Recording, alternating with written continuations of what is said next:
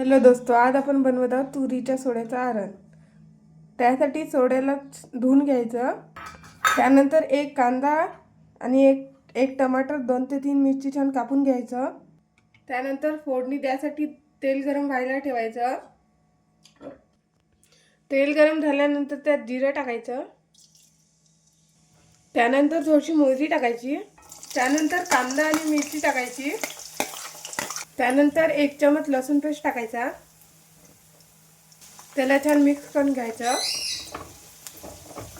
त्यानंतर धना आणि जिरा पावडर टाकायचा।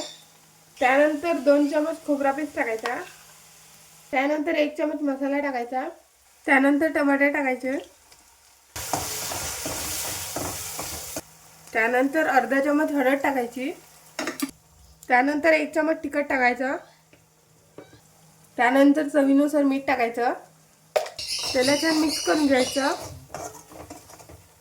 त्यानंतर सोडे टाकायचे। त्याला छान मिक्स करून घ्यायचं। त्यात थोडंसं पाणी टाकायचं आणि त्याला 5 ते 6 मिनिट शिजू द्यायचं। त्याला ताटाने झाकून ठेवायचं आणि ताटावर थोडंसं पाणी ठेवायचं।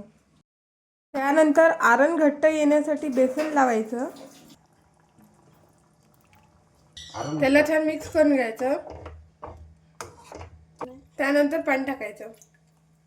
त्यानंतर त्याला 5-6 मिनिट शिजू द्यायचं। त्यानंतर आरण शिजलं आहे, त्यात सांबार टाकायचा। त्यानंतर हे आपलं स्वादिष्ट आरण खाण्यासाठी तयार आहे।